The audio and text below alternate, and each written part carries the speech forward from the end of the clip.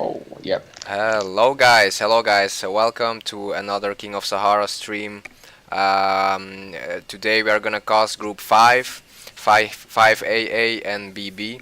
No, actually only AA. We're gonna cast GAD versus Lat 1. That's gonna be an amazing game, I assume. And you guys know why, because both teams are so skillful and they both showed what they're capable of in the past. So we're excited to see them finally meet. For context, this match is gonna be a fight for the first entry spot into the Super 16. So this is important. We know that both teams are gonna give their best. Let's quickly look at what happened yesterday. Yesterday we saw some action in Group 6. What we have seen is that AL1 qualified into the Super 16 stage by defeating Lat 2. Also, Lat 5 is out of the tournament, sadly. So yeah, it was nice having them. Good luck further, and that means that actually AZ3 and Lat 2 are gonna fight for the second spot entry into the Super 16. Also, I wanna Oh, welcome yeah. you guys. I see Ian there, Viet Pham, H and Z, as always. Nice to see you guys. Yeah. Do you have any thoughts that you want to share as well, Jitin? First, congratulations to Prolaze. He just hit 50 subscribers Oh on yeah. YouTube. Woohoo! Thanks guys. Yes. I love y'all. Yeah, and apart from that, I'm excited for this game. I've been waiting to cast Lat 1 versus Gats for such a long time. Finally, we are here. Oh yeah, we both have been waiting for that. I'm pretty sure. So yeah, let's not beat around the bush any longer. I will show you guys the polls right now. Let's see. Yeah, like 60-40 in favor of Lat 1.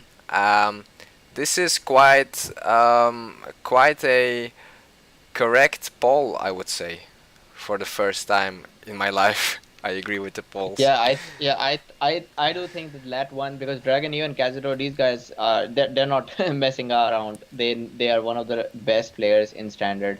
So they together are going to have a strong team. Gads also are great, and they have shown great teamwork in the previous match against AZ. So, but still, I think people just favor Lat 1 a little more. Oh yeah, I think also because of the notoriousness. I mean they know Lat one the they know the Lat one players more, and that's why maybe they have a favor here. So That's yeah, possible, yeah. let's go. I am in the game right now. You are as well. I know. So are you ready for the countdown? Mm-hmm. Okay. I am here, yeah. Okay. So 3, 2, 1. Let's go, guys. Let's go. There we go. There we go. As always, the nations first. China for Dragonio, British for Cazador, Mayans for Marco, and Slowrex's Aztecs. I'd say that the nations are pretty balanced overall. What do you think? Oh yeah, they are. The nations are well balanced. We got two power nations, British and Aztecs, like one nation each side, and we got relatively slower nations, China and Maya, on each side. Unluckily, we got one power nation against one slow nation. So it's going to be tough. It's not going to be exactly balanced. These power nation guys, Aztecs and British, should be hurrying up to kill their side. Oh yeah. That seems to be the approach here. This is gonna be interesting because it's not balanced in the micro sense, but in the macro it's balanced, if you know what I mean. Like Mm-hmm. China and well, yeah, both teams are, I know what I want to say. Like Maya and British is the strong nation, Maya is the weak nation, and vice versa on the other side. Um, is the same. But okay, what are they doing? It's just standard stuff right now. Nothing fancy, no military ones. Oh yeah, of course, for the Aztec player, here he goes. He has the barracks already. Do you feel China has any And anymore. Um, are they a bit better against raids, China, or not really? Does it matter for I them? feel that instant villager does help them, but there's also a problem about China is that their cities don't fire unless there are three villagers, compared to small cities which fire with two villagers. So if you want your city to fire, you'll have to add that extra villager. It can slightly hurt your economy, but or I also like and dislike what this Dragonio's city has been put there. This city is in a nice place where he's safe from raids. He's got three metal mines in his vicinity. The Well, if he had put this city other place, he could have secured salt, and he would have two wood lines next to Hmm. him. But it's fine. I think three metal is not bad either. And eventually, he can close in on one of these wood lines with his third city. Yeah, actually, yeah, his third city will get to the will get this wood line and this salt probably. It is a bit interesting though that he didn't build in, to the in the he didn't build in the direction of Slorex. He built a bit sideways again. You think Mhm. that's really because of those metal mines? Well, it's possible. And if he knew that the opponent was Aztecs, then it was the perfect decision. I would like to stay away from those ancient age raids. They can paralyze you if once you start once your second city is delayed, then it's very difficult to come back from it. So he didn't want to risk that, I guess. But again, it depends if he knew about the Aztecs. If he already knew that the opponent is Aztecs or not. Yeah. In such an early point in time, it's often difficult. And I just realized Dragony has forgotten about his scout. Oh yeah, I guess with all this action, he forgot about it indeed. Yeah, that's a And bit sad. that is a big deal, man. That is a This is a big bit deal. sad, and it For this level, it because is. he's missing out on all those ruins. And I'm kind of curious what he's doing. Like, I'm not gonna question him really because I know he's a great player, but he has enough wood for a barracks, but he seems to consciously ignore that option of building the barracks. Yep, he does, and I know what he's trying to do. He's trying to get age up, go for government senator, and bribe these units. Senator is a very effective way to get rid of infantries. Yep. Well, yeah, I hope it's gonna be worth it. Yeah, I think he's had a nice start. Not to worry. I just don't know why he is losing villagers to this that raid, because it's not a heavy raid. He can easily micro his villagers inside the building. Yeah, he has been losing I a I lot of know them. I know he has lost at least two villagers. Did Yeah, you see more?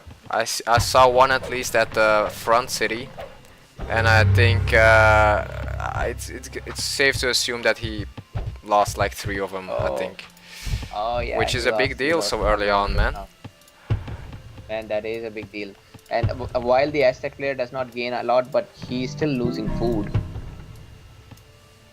Yeah, and Dragonia's economy has been pretty damn fine. Like I saw plus 90 at a point, but still those rates are taking a toll. Plus 70 right now, and all this time, if we look at Slorex, he has a plus 100. So he's hurting his enemy while he's just slowly building up his eco for himself. That's right. And yeah, that's how you slowly build that advantage, one step at a time. At the other Oh side, yeah. Cazador's Hmm? eco seems already nice. A plus 120. He's using his commerce cap very well. Being Brits, it's like plus 125 instead of plus 100. Um, yeah, nothing Oh yeah, Cazador special. is doing fine as well, and same for Marco. Yeah, for sure. Maybe we can. These guys have got wine, silk, furs, silver, not bad rares. For the GAT team, I mean. Yep, I see. That first there is gonna be perfect silver. And I like, silver is protected. One tower here. is gonna be perfect, and you know that tower can protect this road anyway, so that tower there would be a nice investment. Silk, you know, Oh yeah. it's gonna get raided eventually probably, but he will use it before that. Nice, Hmm. Casator is already on the first, and the first like casualty really for this side of the map is gonna be that merchant. Oh yeah, and Kazaror is trying to uh, be closer to that first. I like that. In fact, he has been actively raiding as well.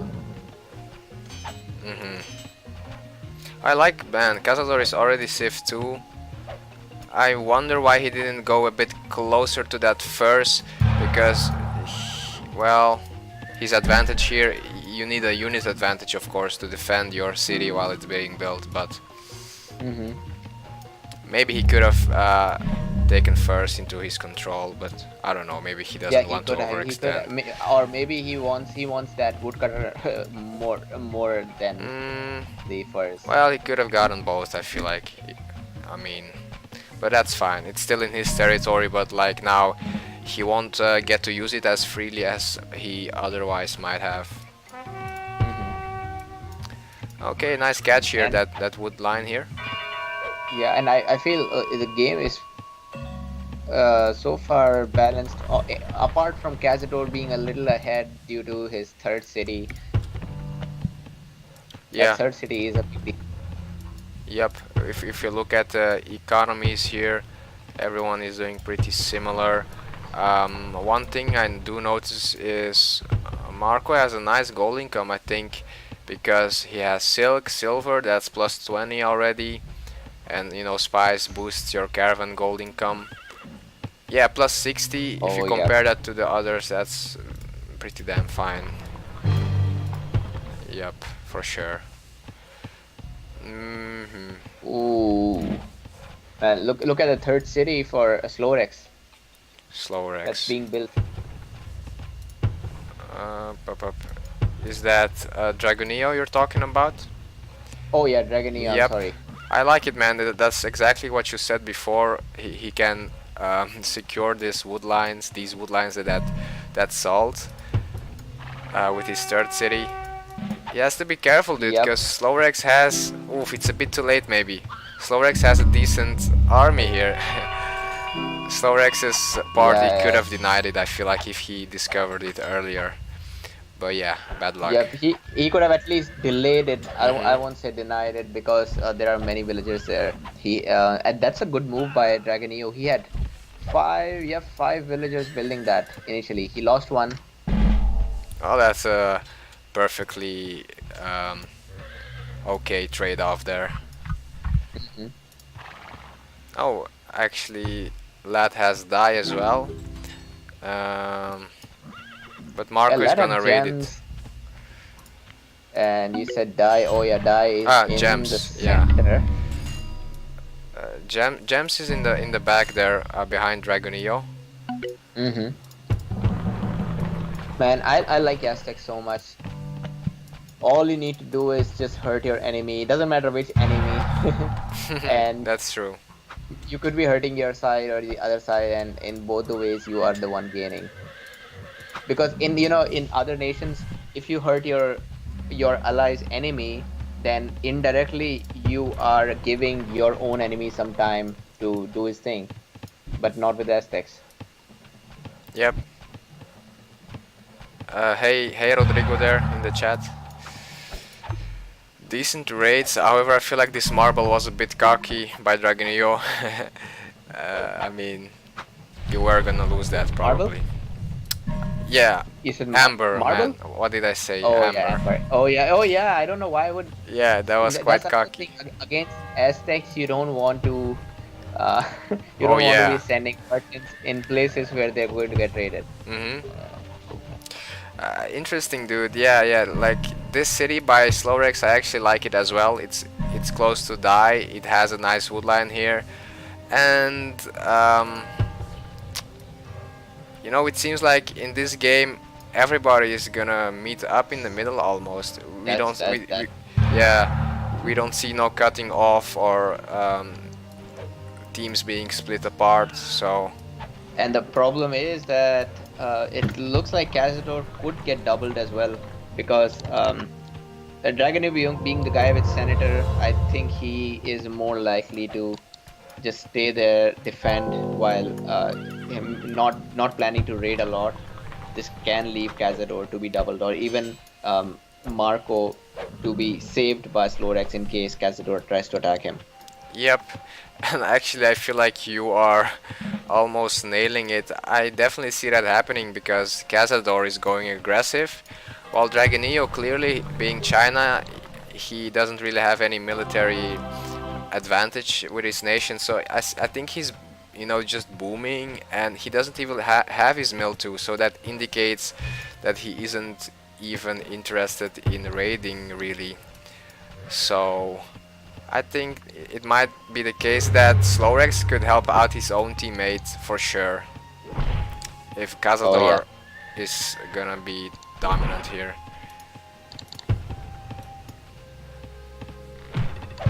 and Cazador does seem like he has some plan. He wants to finish this game as soon as possible. He is getting siege. Yep. Um, well, Marco has enough to age for sure, but yeah, his food is bottlenecking him for a sec. He should be there right away. I think that Cazador has a good chance here because being Brits with those archers, um, he has an advantage in terms of his units. Oh yes, that's right. And at this point, you would expect somebody to get somebody to get doubles like Cazador. Cazador is in a good position, and I think he could uh, press Marco a lot here, especially because Marco is going to soon lose his woodcutter camp. That's important. Oh, I just saw there's sugar in Marco's territory. Oh, really? That's Does it? something you don't want to miss Oh, out. You don't want to miss out in such a rare. oh yeah, but Marco knows about it. I guess they found out recently because otherwise they would have been using it for sure. Um, Yeah, Also interesting is for Dragonio, he went Science 3, he doesn't have his mill 2, so yeah, it's like definitely clear that he's going for a defensive play, for a boom play, which I think, yeah, I think you might agree with that, because if you raid and your raids fail, then you're actually giving Aztecs extra economy with every hmm unit that you lose, so maybe there is some logic there, but usually in Rise of Nations, being too passive doesn't really work out somehow. that's oh, it never works out. Yes. Now this is I see Cazador is attacking the middle city or trying to attack. Yeah, and this is a perfect chance for Slorex to interfere. Yeah, I feel instead of raiding Dragonio right now, he should be helping, I think and he. not just for helping. I mean, being Aztecs, when he comes here, he's going to use Marco's force as well to kill Cazador, and when he kills Cazador's army, he's the one getting plundered. Yeah, but sadly enough, he is not doing that. And luckily for Cazador, his micro is pretty damn decent. That is. He Mhm. had the cavalry needed to outmaneuver Marco's pikemen and just kill those archers. But finally, Slorex is activating, and actually those two horses are gonna be enough to push away like Yeah. three archers, basically. Even if they are just two horses, it gives a feeling to Cazador that Slorex might be coming. Maybe his whole army is coming behind. These are just two horses that are leading. So Yeah. that's good enough for him to stay there. Look at Cazador's eco. I really like it, man. It's 160, That's really 130. good. 130 knowledge. Yeah. Everything's above 100. That's a pretty cool eco. And I see that he is ready to age the gunpowder as well. And man, he's so Man, this is fascinating. Cazador went with a super aggressive attempt, you know, at the push, but at the same time, he lost his chance there because he lost that siege, and maybe he knows that, you know, building that siege will take a lot of time. So it seems like now he's changing his angle a bit. He's booming up his eco. He's building lumber mills, Hmm. granaries, of course, hanging gardens. Actually, in basically every city is getting those economy buildings. So I think we're gonna Oh see yeah. 200 eco very fast, actually. And with this, yeah, you're right. Hanging gardens. That means he's going. I think he started with a quick attack build, but then he realized that Dragonio is taking it slow there, so there is no point in attacking just by himself. So now he's switching to raids plus boom. Yep. And Dragonio isn't doing bad as well. He's doing very fine actually. In the economy, he's doing better. Only the gold is better for Slorex. Let's look at the libraries here. They are the same, but I think, well, actually they will age about the same, about at the same time. Slorex has a castle already. Well, Dragonio as well, so nothing disturbing there.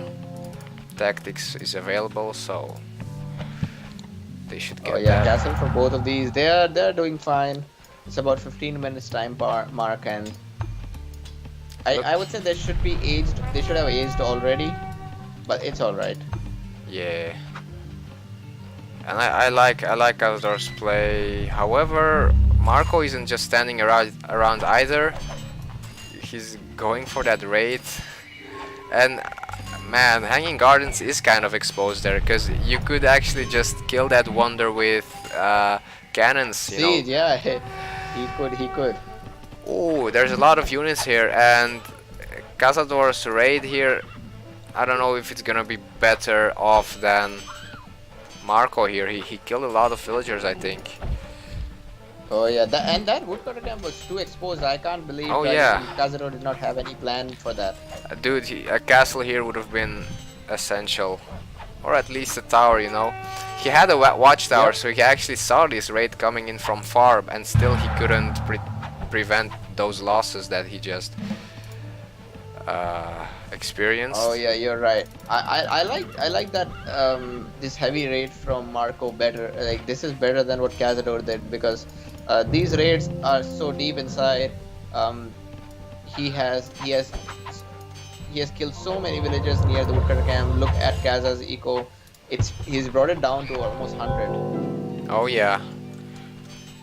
And you know what's perfect about this raid is Marco executed the raid with so many units that Cazador didn't even have enough army in his base to really defend from it. And Oh that's why yeah. it was so effective, I feel like. And previously Cazador was leading in the score by a long shot, but not now. Yeah, wow, how Marco managed to turn around actually the situation by this one raid. But still, And, nah, uh-huh. Cazador is still dominating. Look at that knowledge and gold income. Maybe Marco just delayed his doom, because I feel like in the long term Cazador should be able to take this one. Also, caravan limit not maxed out for Marco.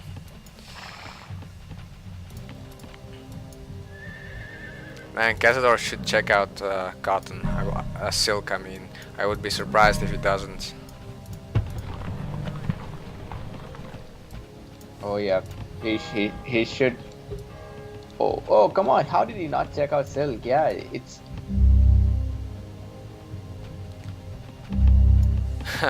And like he Gems, sees it. I hope yeah. he'll turn around at some point. I mean, he knows that it's there, yeah, so he should check it out. By the way, Gems You has mean been. Guy? Oh man, Oh what yeah, what is Guy. it with me Gems has been today? raided. Yeah, it's Gems, dude. Oh You're yeah, you're making right. This time me trip. it's me. It's Gems is actually has been actually raided for a couple times this game. You know, and I feel like a tower here would have worked, man. Oh yeah, and I'm looking at Slorex's army, which is ready to take down Dragonio city. Dragonio has zero preparation for this. Dragonio has the economy, but Yeah, this Aztecs is, can just pump out that army in 5 seconds if they want in gunpowder. Like one moment they have nothing, the next moment they have a giant they army. have they So have they have 10 archbishops out of nowhere. I think Dragonia fucked up here, man. Yeah, he did, and unless Cazador comes to save him, there is no help. So I read there in the chat, HNZ said that Lad has his game in the bag, but now if Not Slorex, now, no more. yeah, Slorex can kill Dragonio before even Cazador can blink with his eyes, probably. That's right, that's right. And I wonder, yep, Cazador is coming, but again, Cazador does not even have the army. He invested too much in that boom, while he will be going Enlightenment Age soon, but it's just not worth it. This is going down, dude. It's over here. Because Aztec player receiving so much plunder is just too much. Oh man, look at Marco's raid, dude. This is fantastic. Oh yeah.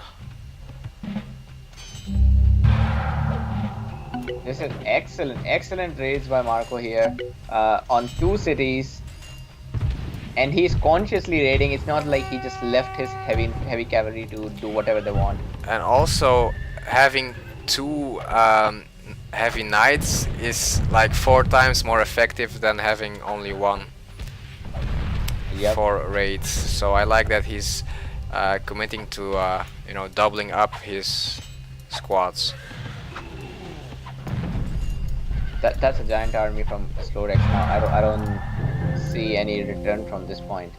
Yeah, and now all this economy that Dragonia has been building up is out the window. Going down the drain. Yep.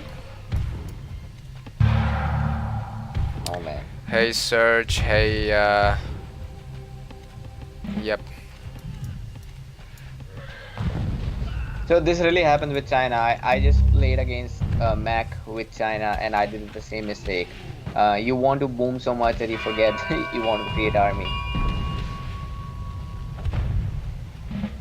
Yep.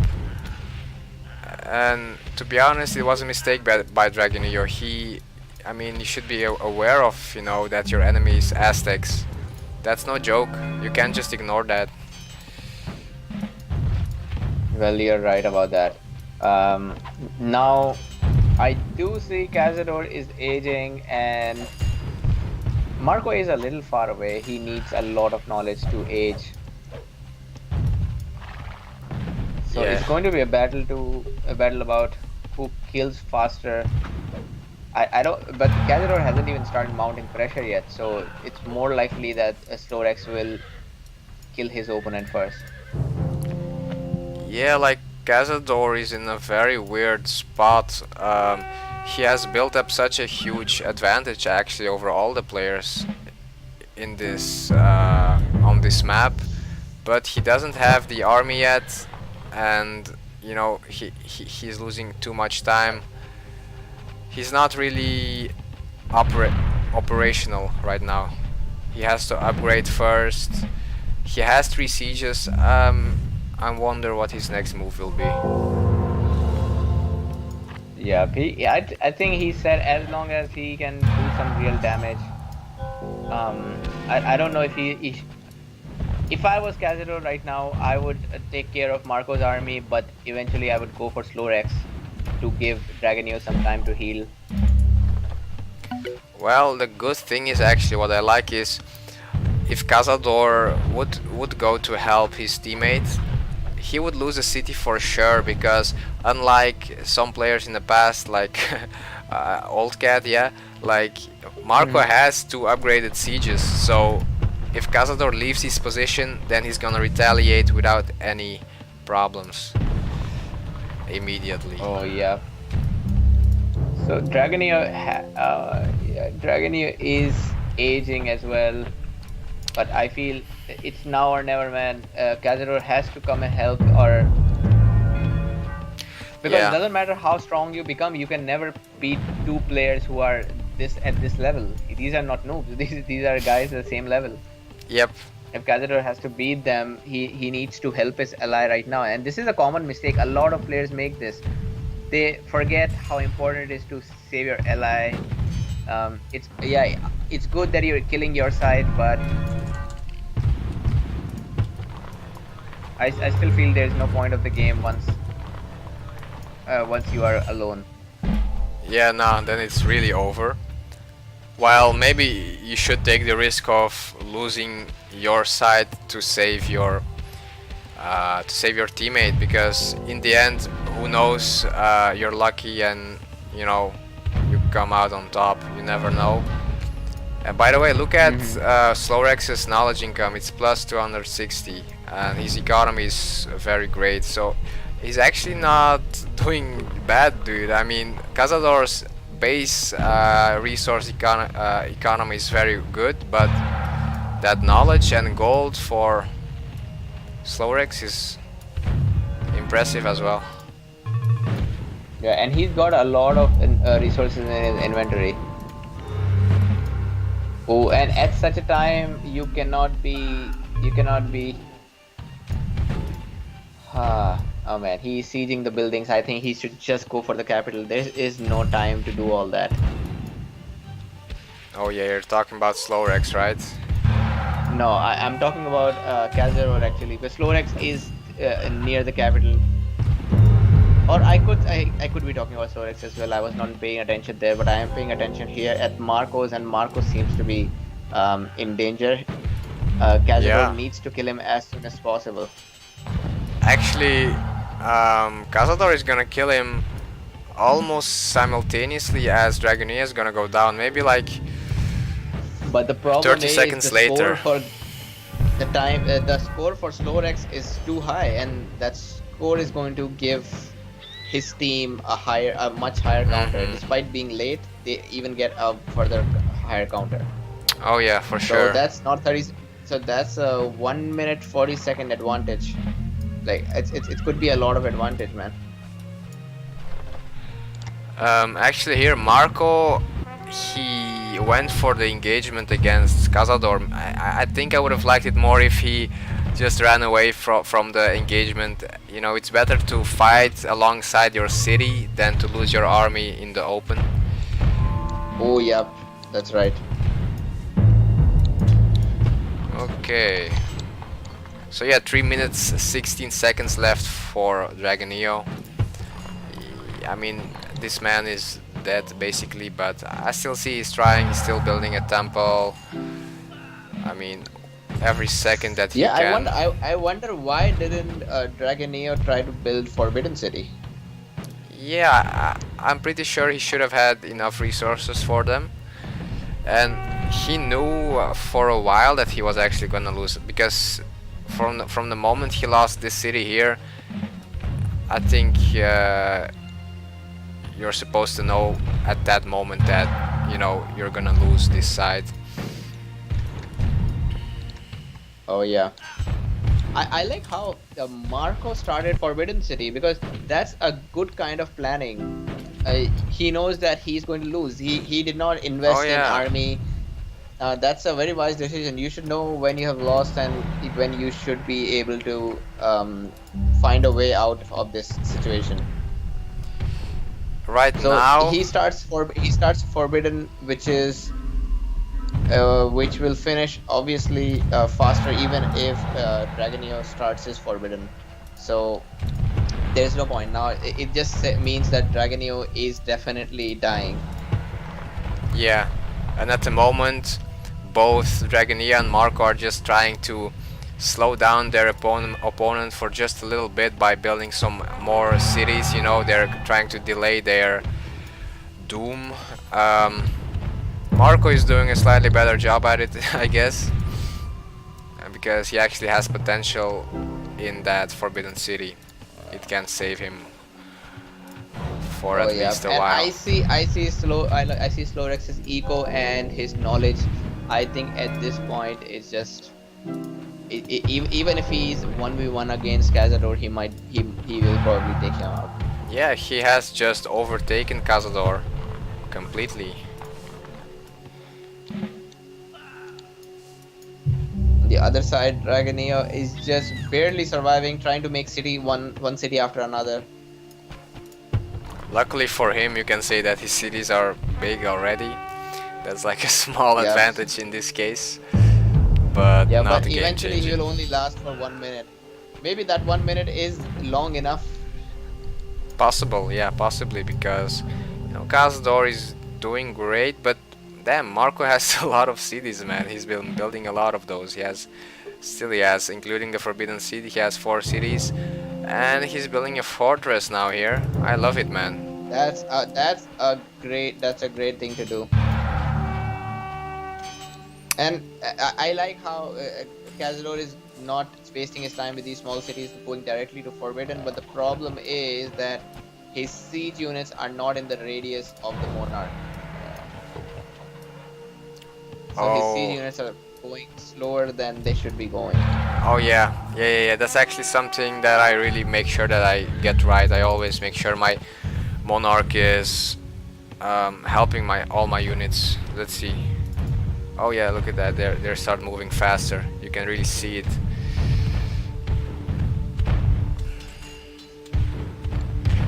Um, I don't know, man. At this point, okay, this is interesting. So Slowrex is just gonna leave Dragonio because Dragonio is helpless, dude. He can't do anything. Yeah, Anyway. 8 seconds is it doesn't matter for 8 Oh seconds. yeah. So he's gonna help. Yeah, he's gonna help Marco. Do you think this Forbidden City also attacks without garrisoning for Maya? Well, if they programmed it right, maybe it should. That's like a programming question. Did they forget to include the power for the Forbidden City or not? I don't know, dude. It's an, it, Ooh, well, this is close now, and at this point, it becomes a big problem for Cazador. Marco is not dead, and if he since he's not dead, that means his army is going to constantly raid him in the background. yeah, and I mean, his Forbidden City gives him the economy needed to kickstart his. Um, yeah, kickstart his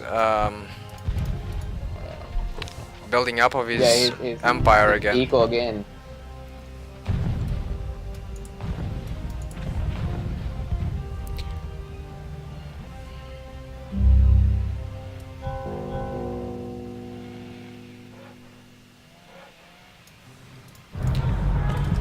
Let's look at the At libraries. this point, so Uh, this is one of those points where I have almost never seen the single player win. Let's find out if Cazadores can change that fact. it looks like he still wants to give them a fight, just like I think in a game with PLA. Who was it? Was it Mouse that kept fighting with Persia? Uh, with Persia. He had Wait, those are you talking elephants. about King of Sahara? Yeah. Wait, you mean? Oh no, that was Dragonio with Persia or Indians. Yeah, he kept fighting. He did lose against PLA too. But he gave a fight, and now Cazador wants to do the same then. Yes.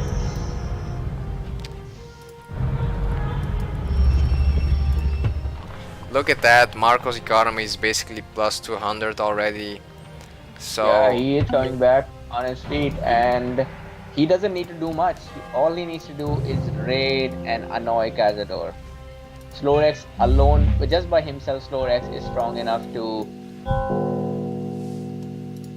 kill Cazador, and with those raids, he'll just make sure that they win. And quite honestly, I did not expect such a strong game by Gary.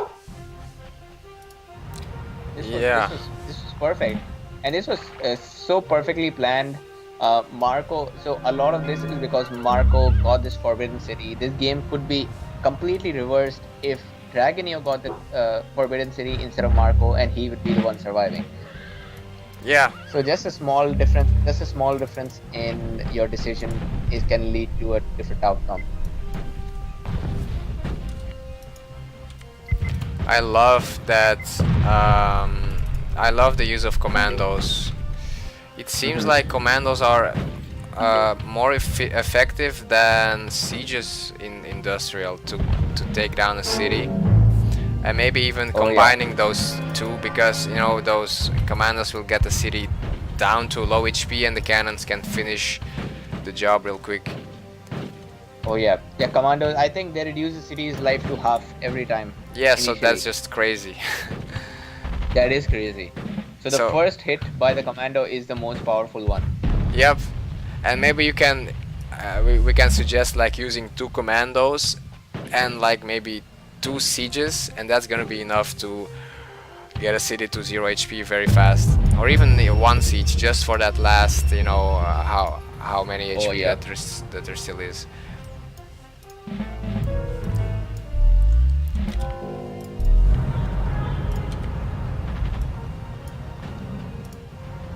But yeah, I see Cazador. Cazador is trying to attack on multiple fronts. Yeah. He's also unlucky that his opponent, out of anything possible, his opponent is Aztecs. Because Aztecs don't even mind raids. If you raid Aztecs and you even kill all their villages, they can still survive with just a big army. All they need is keep killing and they'll keep getting resources. Oh yeah. Slorex, he's still Aztec, so every battle that he wins is giving him a lot of resources, and I think that's partly why he could overtake Cazador's economy so fast. Is because he was winning against Dragonio, which gave him a lot of Mhm. extra resources. Oh yeah, he got a lot of resources from Dragonio. Um, So what do you think, Cazador? Instead of fighting on a single front, Cazador is trying to also raid on other sides, and then he's trying to take back a Dragonio city which he lost. um, well, I like the raids because you can actually, with one good raid, you can turn over the game completely. Especially with these guys, the armored cars. They can just every city that's not protected is basically, those villagers are basically dead almost if you don't garrison them. Mm. Problem is, I feel like he's wasting more resources than he is gaining from this attack. Like these machine gunners, look, all those units are going down. That he lost like 6 um, black watches here. Oh yeah, these gunners are insane. Yeah, they're the shit. And that attrition, and these units, they die from attrition quite fast. So yeah, this wasn't effective at all. He lost all of them. Oh yeah, and if he loses the city of Portsmouth, then that will be horrible because this Portsmouth is most of his wood income, some metal, some food. So a lot of his eco depends on the city of Portsmouth. Let's see. Yeah, it does. Cazador is aging as well. It's a hopeful thing. Good to have hope. It's good for him that he's aging first. He really needs some kind of edge. But I feel like Slowrex forgot about his library for a second. He has enough knowledge to, age, but he hasn't been researching anything. Well, now he recognizes that, but I think it shouldn't matter too much though, because as you see, Cazador doesn't have much here, and his army here is smaller.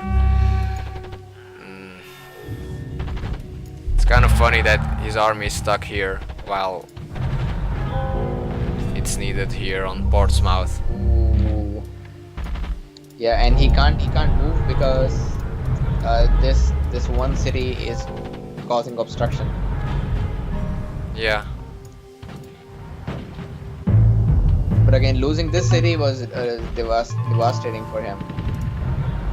No way his ego is coming back. Yeah, look at this. This woodcutter's camp meant a lot for him. That was like half of his wood income here in Portsmouth. Ooh, sir, some bad decisions, man. Really,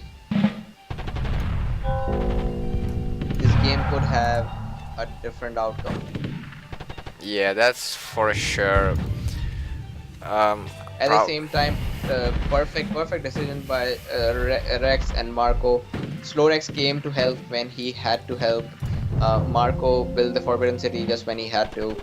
While I did not see a lot of teamwork from Cazador and Dragonio. Do you remember any time when their armies met in this game? Nah, maybe like one pretty insignificant move. Maybe he supported his teammates with like 3 horses because that's all he had at the time. But apart from Oh yeah, that, they that, didn't. And the that's problem, right. the problem was like Cazador couldn't even help really because that attack by Slorex was so sudden. Dragonia didn't have any army, and yeah, you see it here. All those barracks he built gave him 3 units, so he had a huge army instantly. But Cazador would have been better off still, like you said, I think, helping Dragonio before it was over, before it was completely over. Yep. Because at the time, Helping before him or advising him to get the Forbidden City because yeah, there's no winning against Aztec army that big. yep. And a small detail as well, at the time Marco wasn't really powerful. I mean, he had decent army, he had enough cannons to do some damage, but still, you know, it wasn't that bad. So Cazador should have risked, you know, leaving himself exposed in order to That's just right. win the game, you know.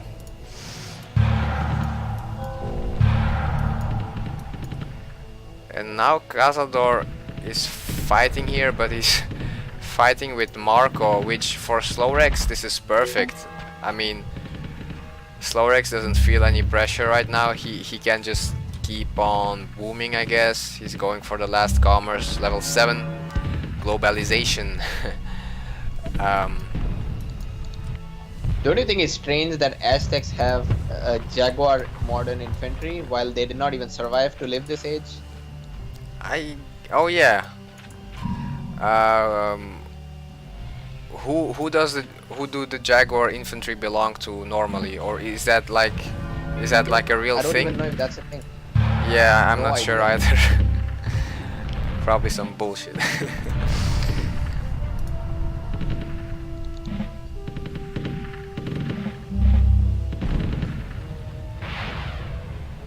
Dude, it's I think it's just for me, but for me they're not holding guns, dude. They're just pretending they're shooting with their with their arms. Those Jaguar man. No, for me, they are holding guns, Oh man, that's and so they have funny. these Look at this guy. weird bushes on their head. Yeah. Man, those machine guns are big. Oh yes. Okay. Damn. Slorex has a ginormous army.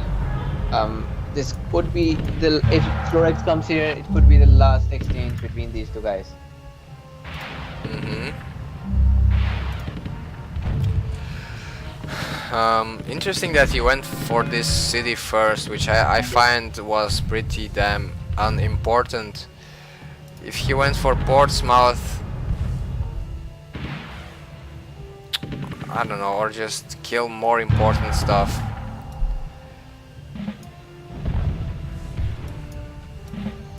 Ooh. I am watching it through.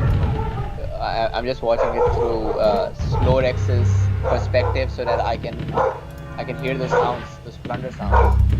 Hmm.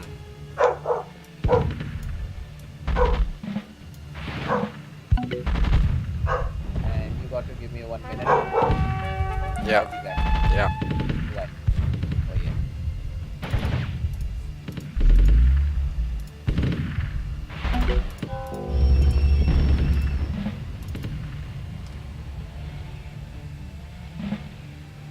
Okay. It's clear that Jaguar infantry is not a thing.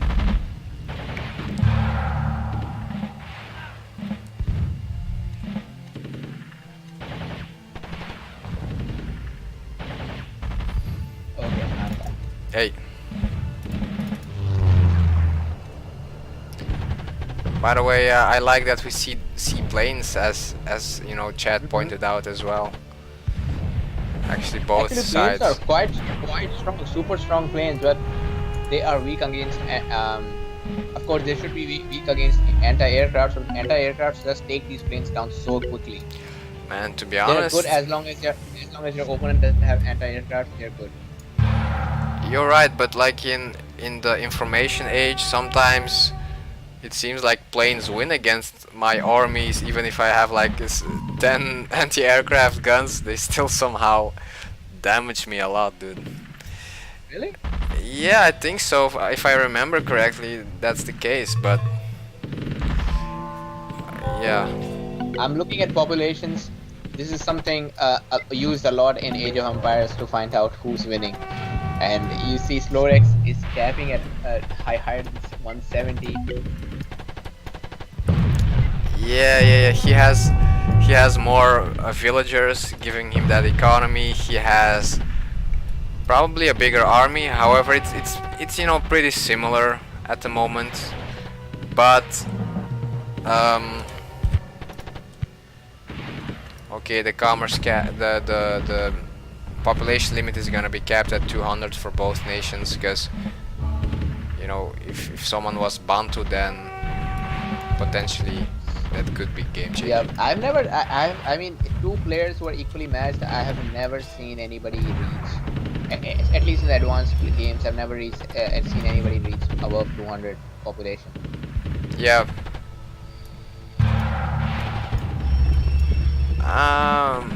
Castador is doing pretty well still, but Marco is now on the battlefield as well. Finally, after all this time, he has a good economy, you might say.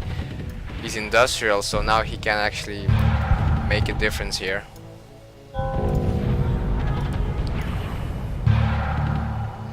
Ooh. Do you think we're gonna see information age in this game? Well, looks like we are going to see information age in this game. Oh yeah, it's about to be clicked. Yep, there it goes.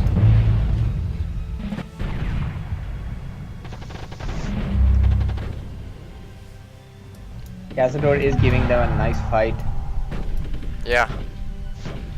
By the way, I would like. It's funny, dude. Why doesn't Marco just attack the army here instead of going for this city first? Because I mean, I feel like the priority is just to kill these last units, and then you can actually Hmm. win the game. But yeah, it seems like he first. That's right. Well, he's taking his time, you know. I guess he has full confidence in slow Rex. That's why he allows himself to just kill the other cities first. Okay, there Oh we yeah, go. I also feel Marco was quite. He knew deep inside his heart that these guys have won the game. He's just playing around now. Yeah, you know. So it's all right. It's all right in that case. So yeah, Oh yeah. So the of course the Forbidden City made a lot of difference in this game. That's the MVP. yep, because we actually knew beforehand that it turns out that, you know, in the beginning our analysis was quite correct, because the British guy being the stronger nation against the Mayas won, and also Aztecs being the stronger nation against China also won. So in the end, what decided the game is who died faster, and Yes, that's and Forbidden or City. who made conscious efforts to save himself. Talking about Marco there. Yep, he did. While Dragonio was a bit more passive in that sense. But yeah, this was the first game, so we'll be right back with the second game, guys. Oh yeah, we'll be back.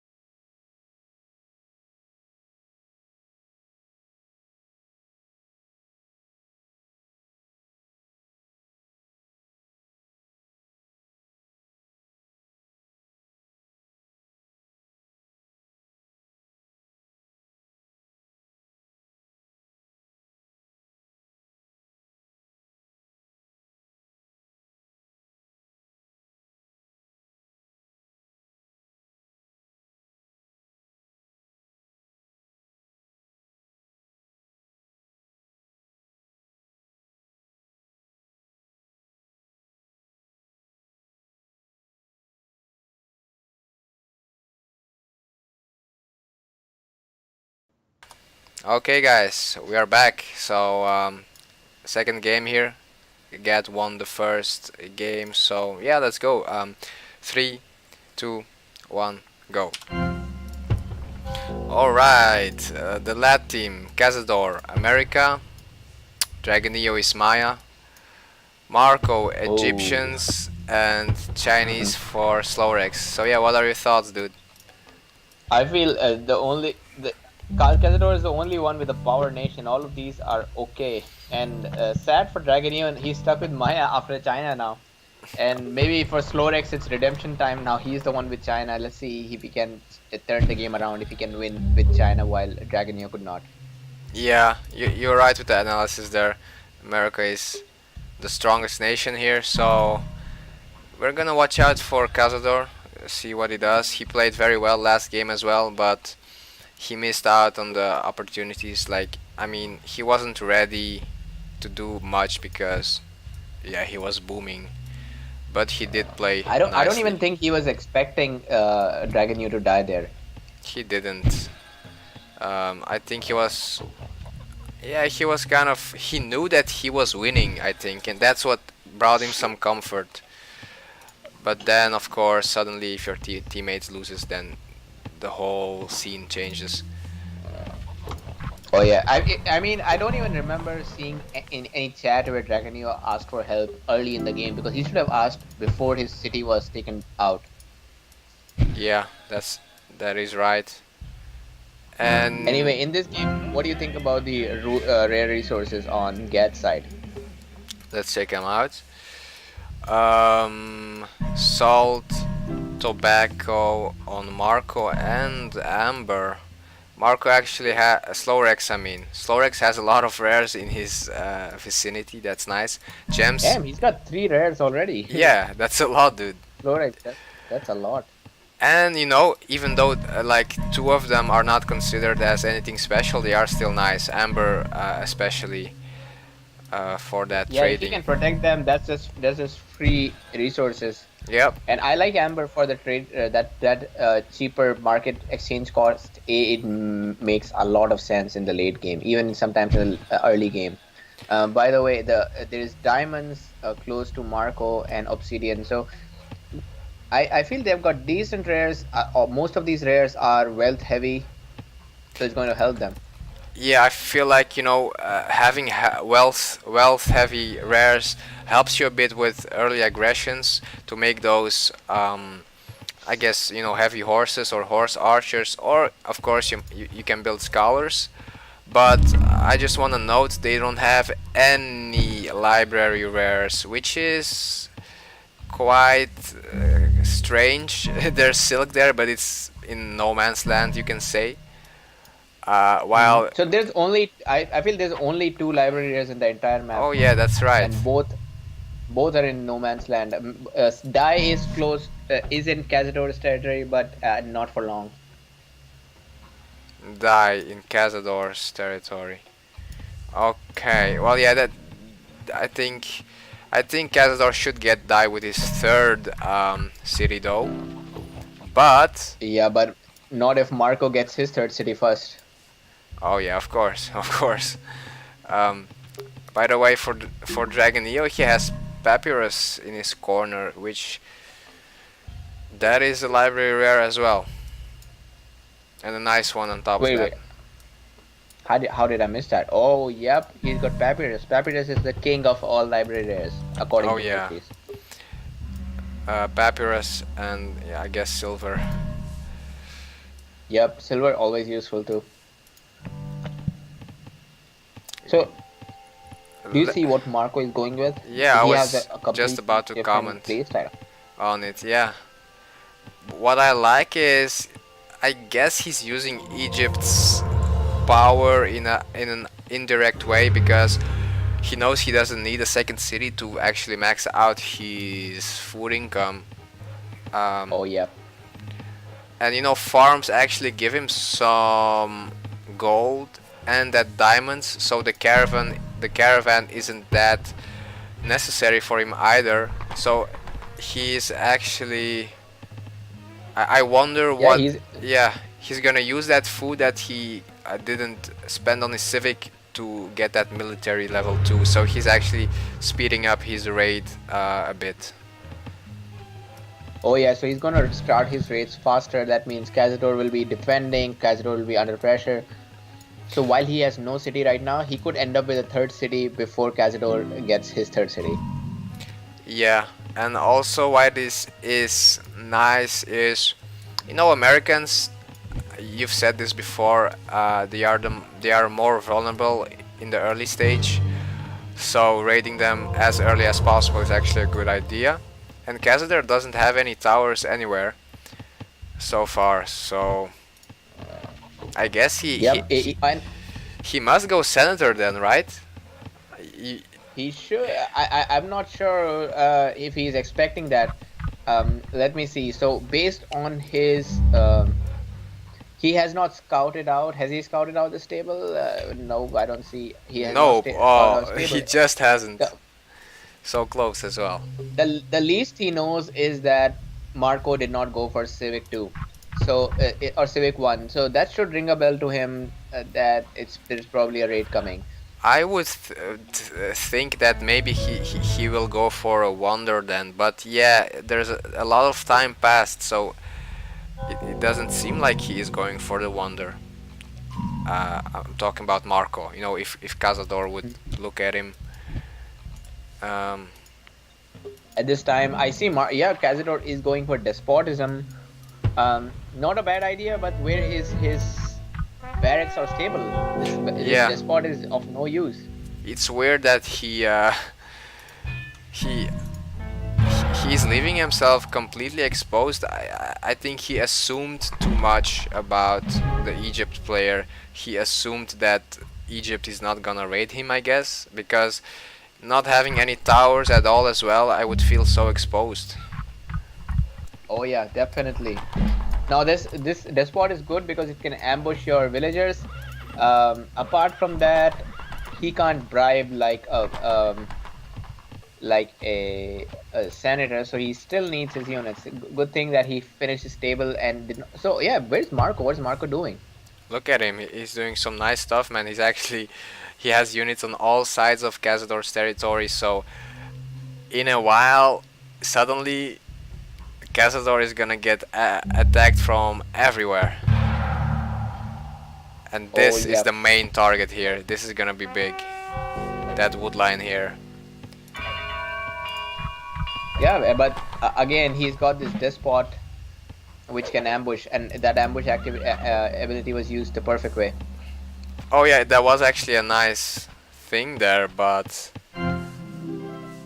that's not gonna save him for the second time. Because that ability is used now. Marco, I feel like he Oh yeah. is quite careful with his units. He isn't just throwing them away. Um, And the thing is, yeah, I like these. You can keep raiding your opponent until and meanwhile, the boom up to 150 or 200. That's a good way to proceed ahead. yep. Um, but it's not like Marco built up his eco really in the meantime. Cazador is doing fine. Yeah, I think his second city was later than I expected. Look at Slorex, man. He's feeling good.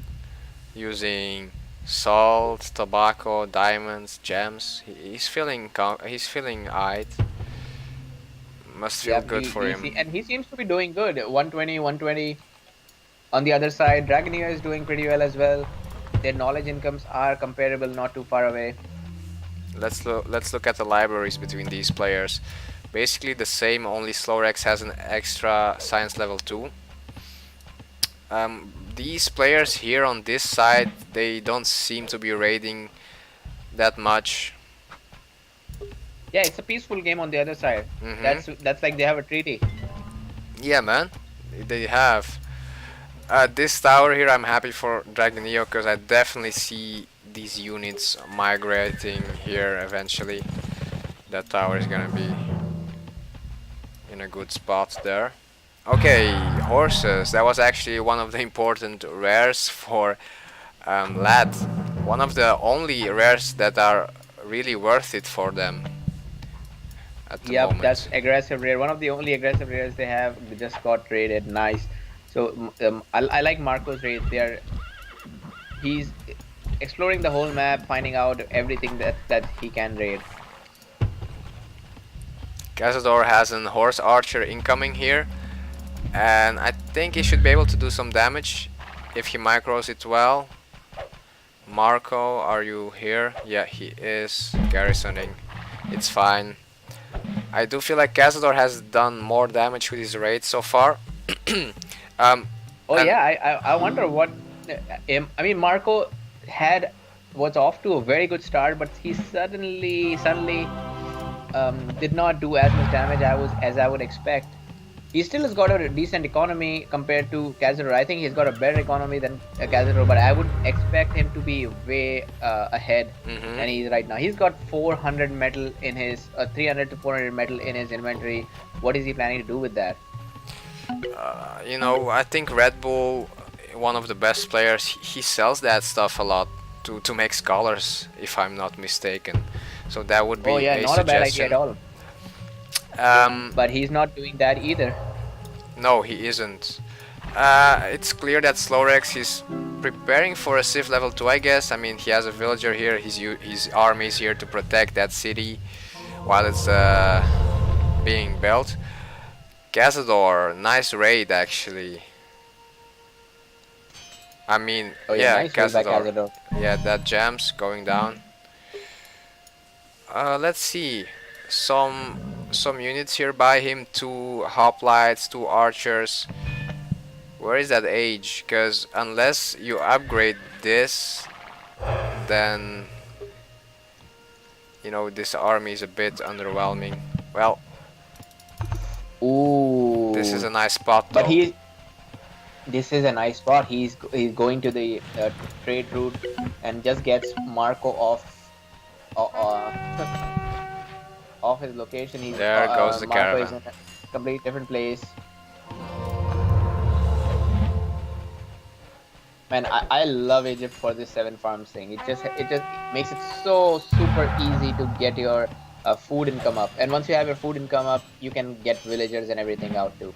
Yeah, and also I feel like by only having two cities filled out with Egypt, you can almost get to 300 economy if you research, you know, the granary researches on top of that.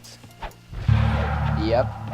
And we got Hinos and Cage, Loki as well. Hey guys. And Cage brings up a good point that these chariots are the only ranged cavalry units um, that can take out a light cavalry while running away. Technically, elephants can also do that. Elephants do fire backwards, but elephants are not faster than light cavalry.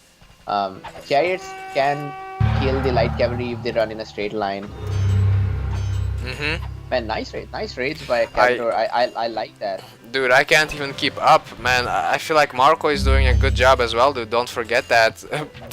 That's right. Yeah, This upper side is so aggressive with each other. They are just on each other's throats.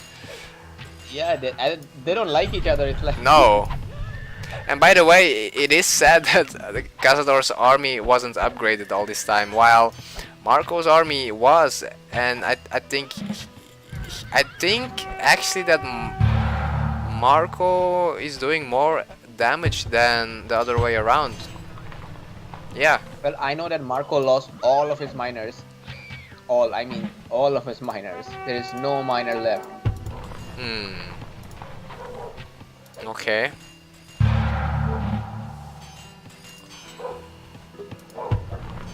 Yeah, that metal mine for sure. Yeah. And still he's losing here.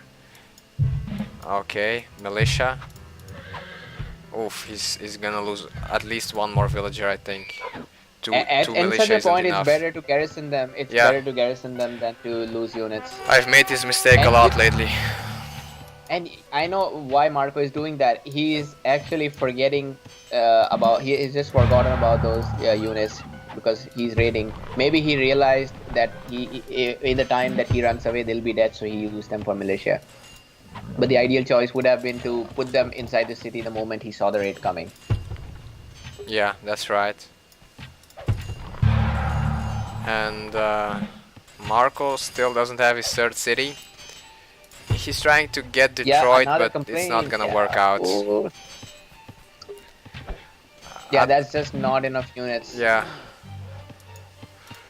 Meanwhile, Slowrex and Dragonio, they're just booming up. Let's see who's doing a better job of it. At it.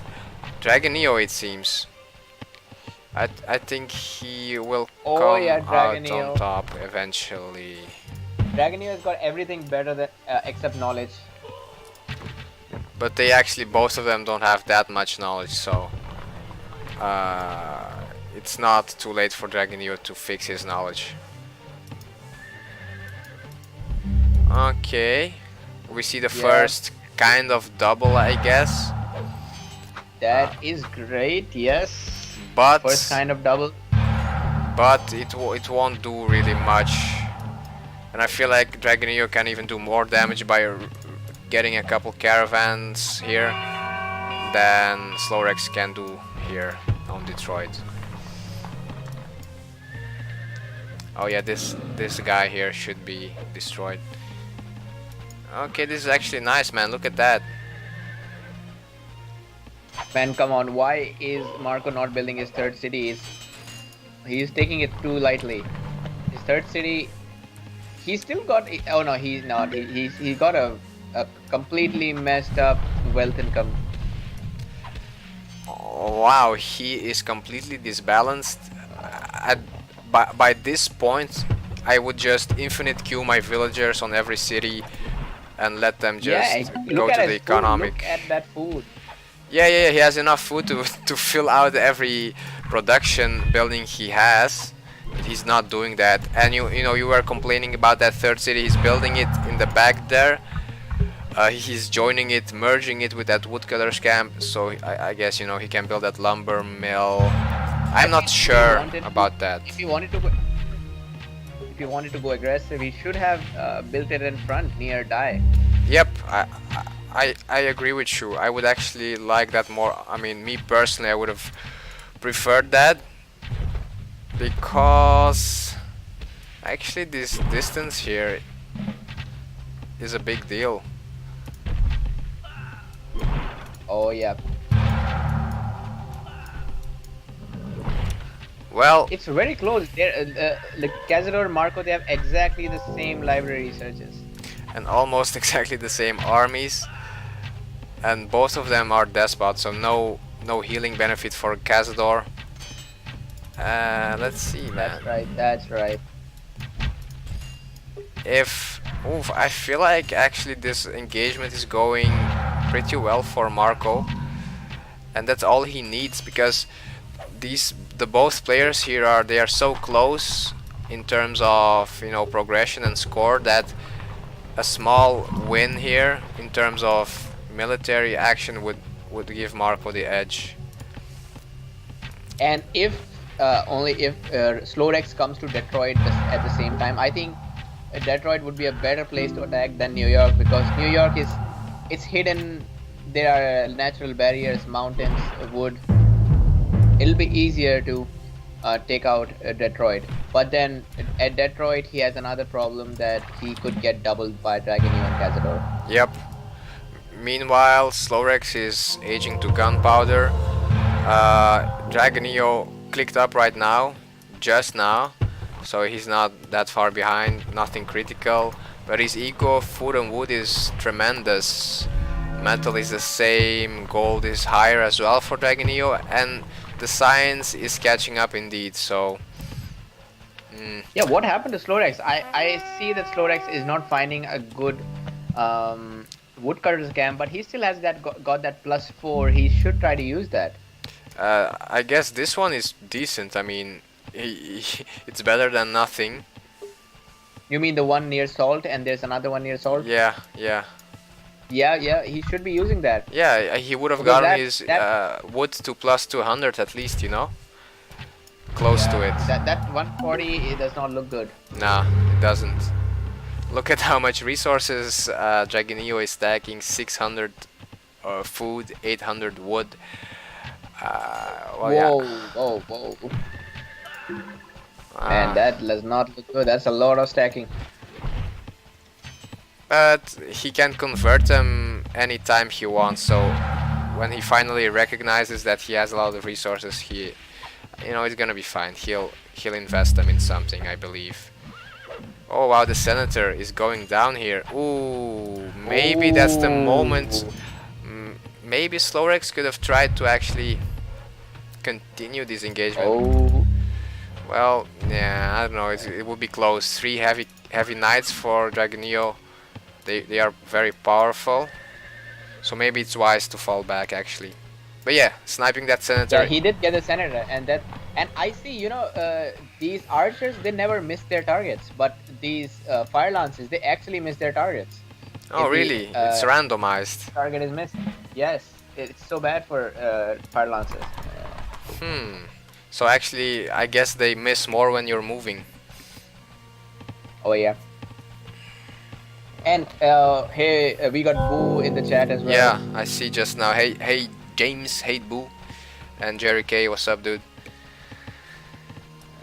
So yeah, this is the second game, as you see there on the scorecard. GAD won the first one, so And for it's so funny that Marco and Cazador are aging at exactly the same time. They are so evenly matched. yeah, It's this like is crazy. they're alter egos. Marco, They're just two twins fighting each other. yeah, One yeah, blue, one yeah. red. This is for sure. I see what you're saying there. Castle building by Marco. Let's see for. Well, he doesn't have a castle. Talk about Cazador.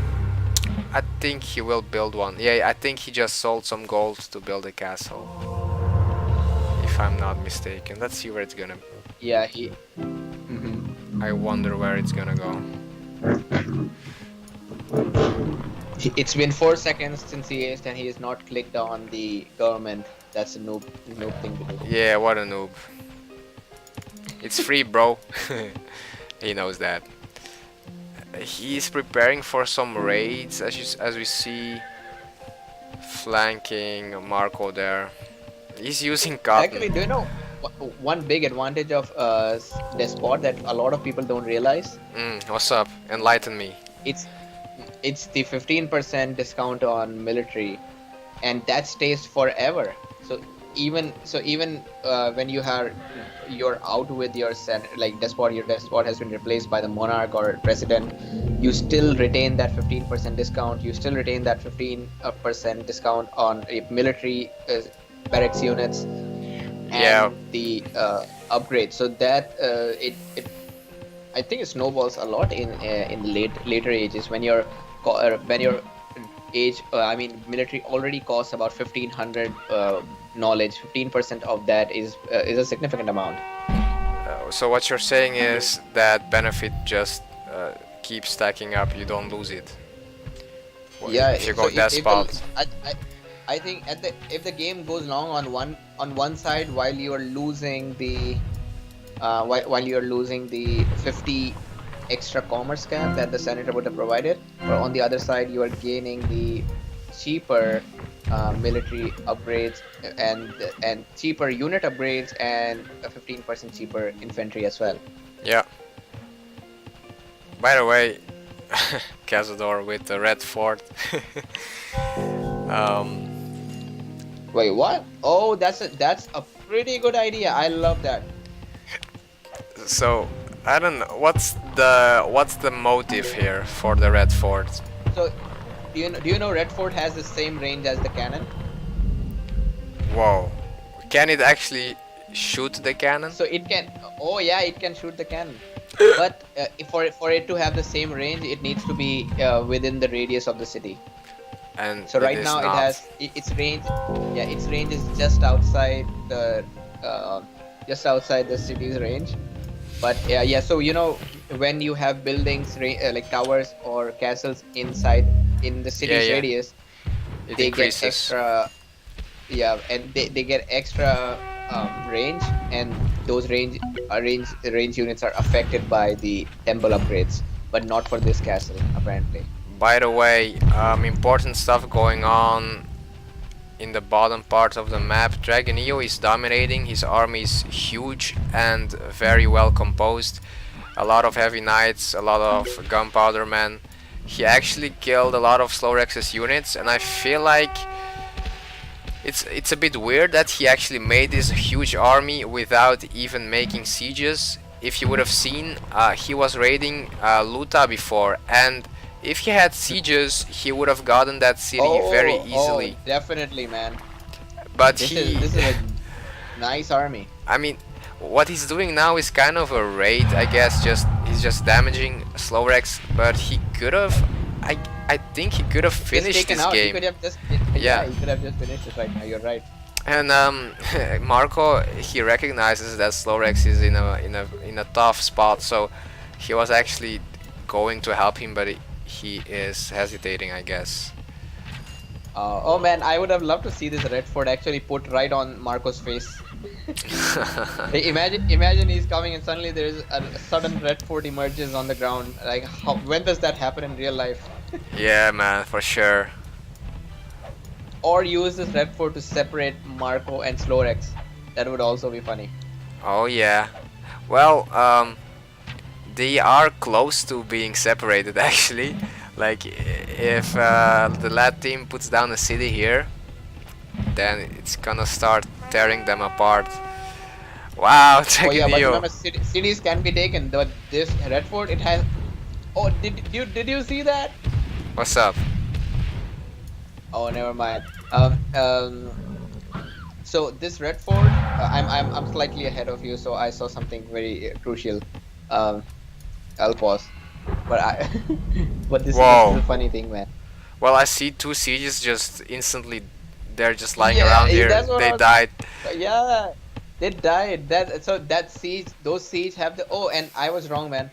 So it turns out even outside the radius, I think they are affected by upgrades. Oh, because I thought maybe because those were traps, not cannons. Maybe cannons are just No, outside. even cannons have a 17 range, and now the Oh red fort yeah, has a 17 oh yeah, I range. see. The Redford actually has 17 rage right now, so.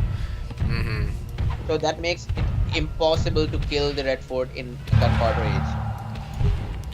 By the way, Slowrex is aging again. He's the first player to age, but that will make the age cheaper for Dragonio again. And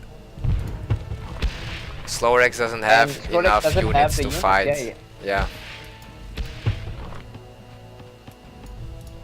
So yeah, Marco, you have to do something, I guess. and Marco also doesn't look in a very good I mean, he's got a nice army there, but he has the exact same knowledge income as Cazador.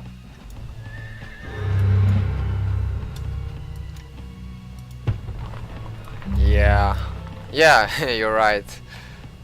Um, well, yeah, knowledge income is the same, you can say. Gold as well. The well, I'll say the eco is similar. I want, there it is different, but close enough to just categorize them as the same. Man, this woodcutter's camp is being raided time and time again. How does Cazador get here in the middle of Marco's territory? Man, he ambushed. They died. Well, the spies working. Ooh, close. Oh, so Oh, close. Did you see that? He got that scout just for this purpose, and it's so sad that he couldn't use it. What was that scout doing? He should have denied those bribes. No, because there was another spy already there, which was killed by the scout. Wait, the scout isn't upgraded. That's why I think. That's why he didn't reach the spies to kill them. Oh yeah. So yeah, that's And I. not upgrading that cost him a lot right now. Oh yeah, definitely. And do you see the government choice for Slorex? He's researching the less popular government type right now. Last game, someone did that as well in the in the game one. Probably him as well. I feel like.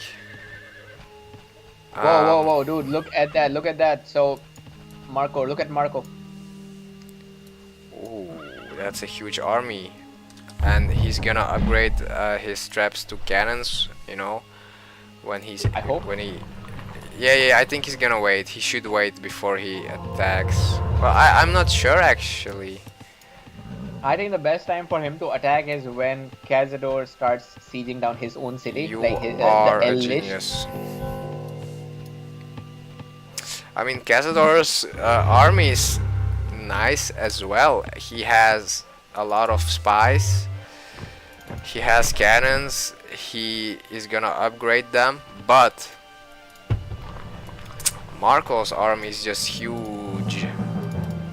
And Oh, I feel like Cazador is suspecting something because he's building a temple, a tower, and I think he put oh these yeah, units I here. think he was expecting it. Maybe it Yeah, suddenly dawned on him that where yeah. is Marco's army? Why is he not raiding me?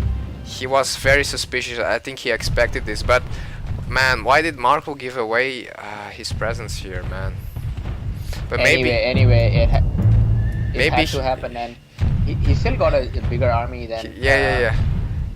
But he doesn't. But Cazador has the home advantage. And also only one scout for Marco. So if Cazador kills that one scout, then all those bribes. Oh, whoa! Yep. Cazador has got 5 spies. Oh my god! 5 Oh my spies god! is That's too a much lot for of one bribes scout. coming. That's a lot of bribes coming. But Marco did a good job just retreating, dude. He could have Oh yeah, lost more. not bad. He even saved his cannons. Actually, Because on the other side, it looks like Slorex is losing. yeah, we knew that, but now it's official. Dragonio captured his city. Honestly, I don't like this retreat. I don't like this retreat because it's evident that Slorex is going to lose. He should have just continued with this. Is he pumping out more scouts at least? Still only one scout there. And every time he's retreating, he's losing a bit of that HP that he has for free. He is, and suddenly, thanks to these spies, he has very few units left. What Marco has going for him is he has actually a pretty impressive gold and knowledge income, considering how aggressive he has been the whole game. Also, Cazador looks good as well. They both look good, but those spies just did the trick right now. Maybe it's better right now to. Oh my god, wait, what? Marco does not have monarch, he has a president.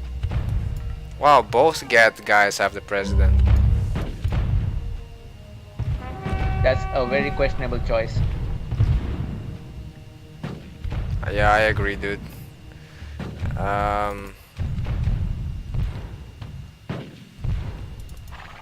Because all these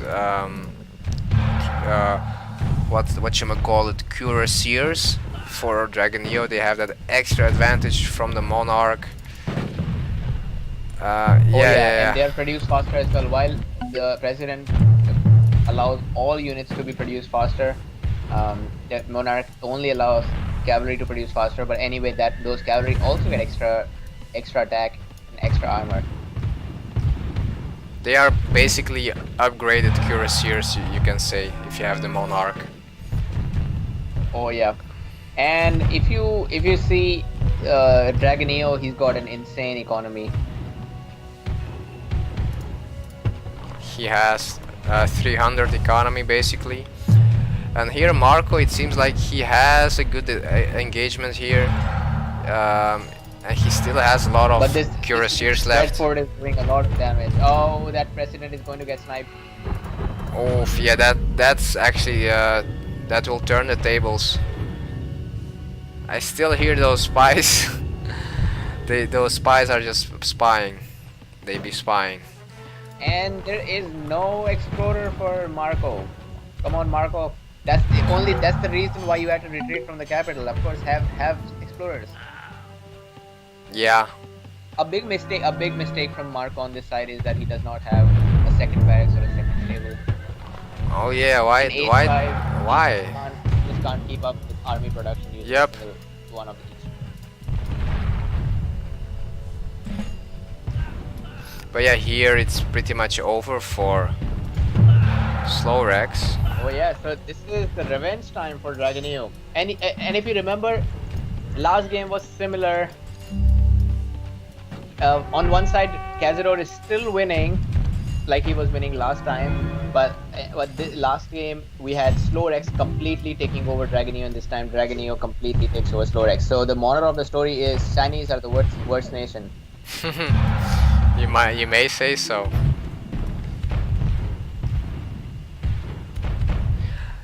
Maybe our sample rate is too small though, if you want to get scientific on this. But Oh yeah, no, I don't yeah. need statistics. I am God. Yeah. Don't question me, you mere peasant. Yeah, you mortal. Yeah. But Marco is doing fine enough to just hold, but that's not I really think relevant.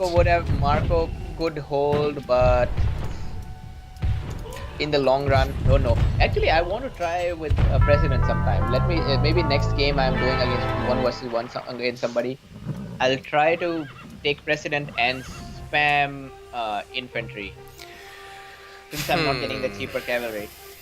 Okay, yeah. Because with president I'm getting faster production of units. That has to count for something. That has to count for something. And the other abilities, your non-library researches are cheaper. I don't know if that's worth it. In the long term, maybe eventually you will start gaining from that, but I'm not sure about that. Let's check the stats. Economy, Dragonio MVP. Everybody did fine. Dragonio did exceptionally fine. Military, Dragonio, most kills, least units lost, so tremendous. And actually, Marco and Cazador, they were quite in a stalemate, you can say. So Hmm? we'll never know. Oh yeah, Marco Cazaro, they had almost the same amount of kills and same amount of units lost. Yeah, They were stalemate, exactly. I actually love their game. Their game was almost a But I separate game. Yeah, like but on I the. would have to give Marco the credit because he's the one in with a weak nation both the games. Yep. And what I liked, he did some special moves there that we don't see always. That's actually a mark of a professional player. Sometimes pros do something different that they have in their arsenal. It's not just default play. In this case, he had skipped that Civ 1 to raid Cazador pretty damn quickly. So yeah, nice game. Let's go to the third game, guys. We'll be right back.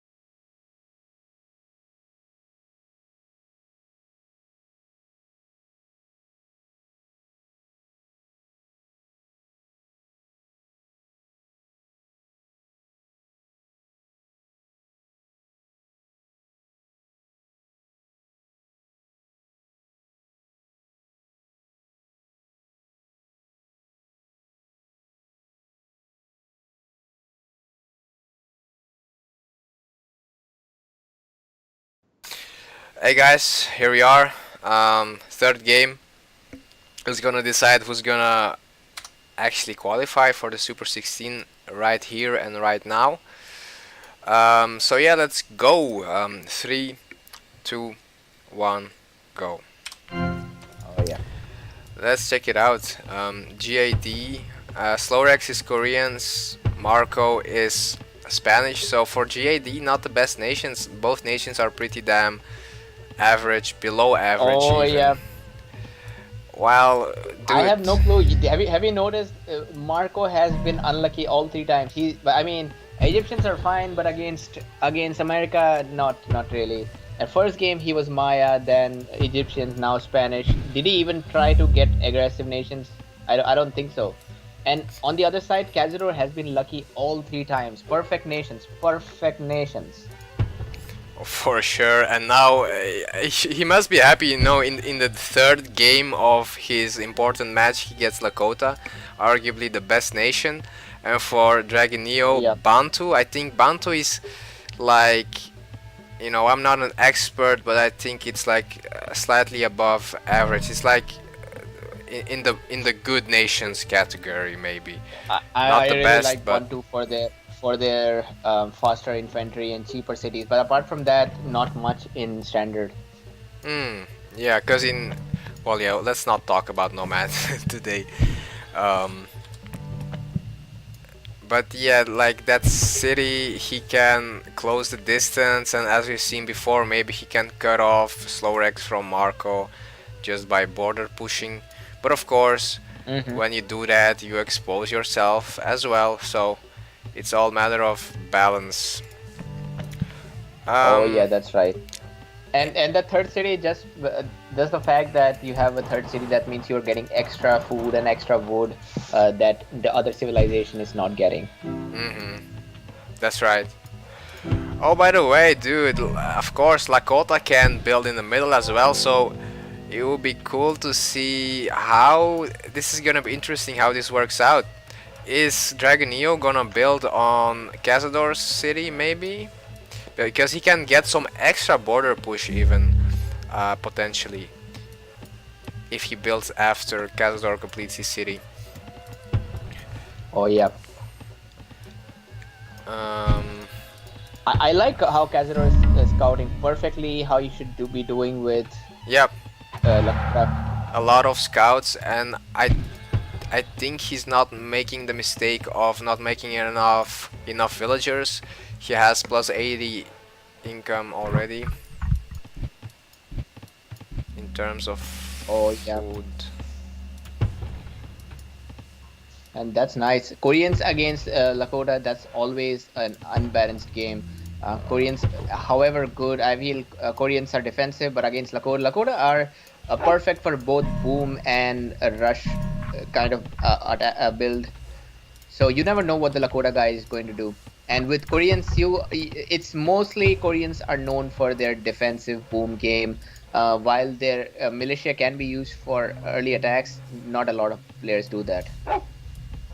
Yeah. Hmm.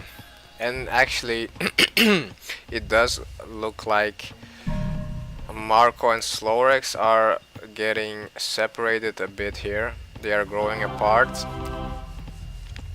So Oh yeah, and let's especially because we have got Bantu and Lakota, both of them, so yeah, perfect for separating these guys.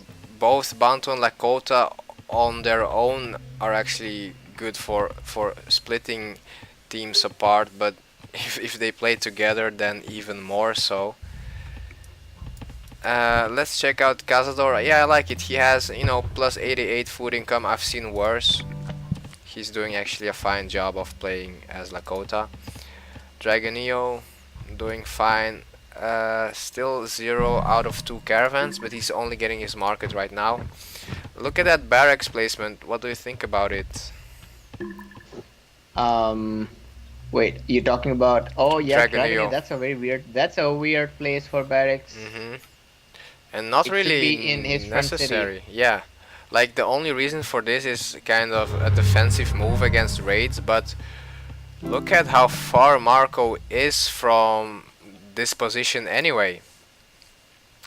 you know, it's not like it's necessary to get it here. His units would have enough time to rotate, and just one tower here would actually do wonders. You talking about Marco? No, no, Oh no, yeah, about yeah, that Dragonio here in that mid city here, that's right. instead Yeah, of building that barracks there. yeah. One tower should be enough, should be fine. I don't understand what's his Yeah. motivation for getting that barrack in a weird place. He's not even raiding. Look at Oh no, this. he's creating units to raid. But if you're going for a raid, then your barracks should especially be in the front, you know? Because he's losing time now for that walking distance. Yep. And it's like he's nerfing his faster movement speed by placing the barracks behind. Yeah, that was, it's There's interesting. there there's no reason to do that, but yeah, he is doing that. Boo there, he's mentioning in the comments that Slowrex should raid the caravan route for Cazador, and I agree with him. Oh yeah. Oh yeah, that's the problem with such kind of Lakota build. You keep getting, you need to have light cavalry guarding your caravan route. The funny thing is that sometimes even pro players forget that this is a possibility. And yeah, I've played with Boo, he never forgets that. If I have a city like that, I know he's gonna be between my cities with some units. Sometimes. Yeah, for sure. Let's check the rares. Slowrex has cotton and sugar. Actually, those are nice rares for something aggressive, and he has salt as well. Very aggressive rares. You know, sugar good to boost your overall economy and make those researches cheaper. And then yeah, Mm-hmm. obviously salt and what you call it, cotton. Yeah. Cotton salt. So that's nice. Actually, those are perfect. You know what? This Koreans is also, as I said, really good for attacking early in the game because of this militia. And with these rares, I think Slorex should go for it.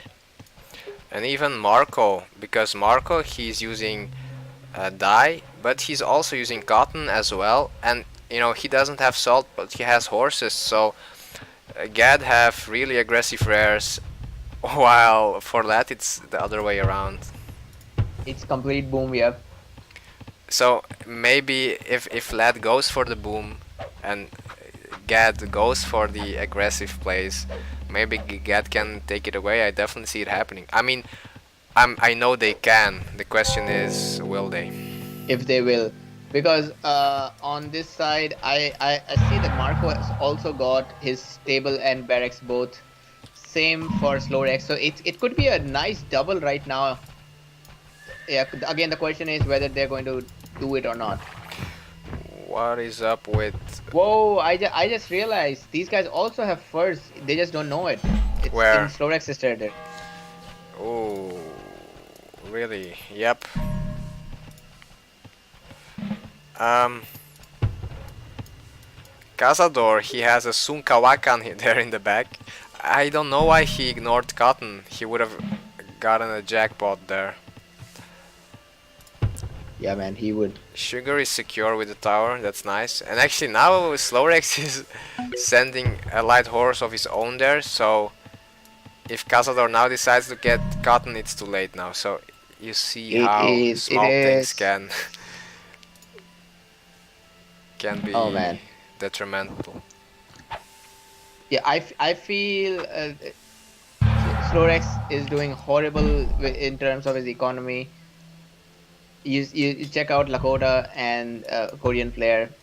He has the units, but he's not made enough damage. Mm-hmm. Yeah, indeed.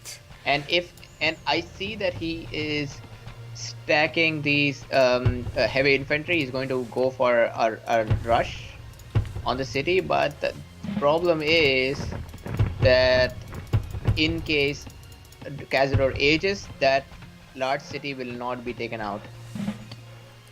Yes, and the barracks and stables is also pretty nice there for Cazador. Um, like I think that Slorex needs a little bit more than just 5 heavy infantries to take that city, because the archers Hmm. would be there instantaneously. Yeah, I like And what actually, you know what? These GAD guys are coordinating. They're not just randomly doing anything they want. If you see, Marco has a similar build, Cazador has a similar build. Slorex has a similar build, and only Cazador is in any condition to protect. Oh, yep. And I feel Dragoneer is completely booming. He has no idea what's going on in the world. yeah, but look how awkward this is. Cazador saw this movement, and I actually. Whoa, whoa, whoa, whoa, whoa. Whoa. This is beautiful. This is Rise of Nations, dude. Slorex is going for the capital there of Magasika, and actually, if Cazador hadn't seen this with this Yeah, scout he would here, take it. Oh man, come on. That scout was so but lucky. dude, look what So lucky. Come on. like that's beautiful, okay, but what's even more beautiful is that Marco is attacking the mid city there for the Cazador at the same time. This is perfectly synchronized, and Dragonio he doesn't have anything. Dragoneer. Well, I But mean, Dragoneer's got three archers. He got three okay, archers he and a does. senator who can bribe. Come on. Oh, so bad. So unlucky. That is so Man, unlucky, man. man. It was And so unlucky for both of these guys. Both of these guys. for both of Slorex them. gets caught by the scout, and I feel if they both had attacked the city of Itesica together, that would be better. Yeah, maybe it would be. Because yeah, Dragonio still doesn't have much, but Dragonia has enough to help in the defense, you know? Hmm. And defending is easier, obviously. Well, Marco didn't lose that much. I feel like maybe he lost like 1 unit, 2 units tops, so it's okay. And also Slorex, Hmm. actually, it's surprising that both GAD guys, they actually got the better part of their armies back into safety, but they did reveal their game plan, and they lost the edge that they would have had with that surprise attack. And meanwhile, Cazador, he's using Lakota's powers. Look at his economy. That's Lakota for you. That is Lakota. Oh man, it's But this game. I'm Th- gonna. This game could have gone in completely different direction. Yep. Man, that one scout there, dude. I think Cazador would have lost It that city, dude. He would Yeah, have. like if I was a king and that scout helped me protect my capital, I would coronate that. I would I would Dude, make it the scout the king now. I would as well, but I saw it happen, man. The scout died. Rest in peace. Oh yeah, poor scout. He got. You saved the country. Your death was not in vain. Yeah, he died a proud man. It's funny that in real life, if the scout died, there was no way that scout could go back and alert the king. That's right. But in this world, everything is instant. Everybody's telepathically Yeah. connected. Cazador, a cheeky little raid here is gonna is nice. He's gonna kill like I think two vills. I mean that's a nice hit and run drive-by shooting by Cazador.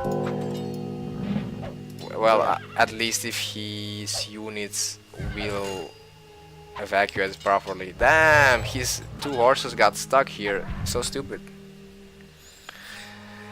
They were supposed to go this way, but they went this way. Yeah, Kazro still has the best economy. On the other side, Korean player, well, not much.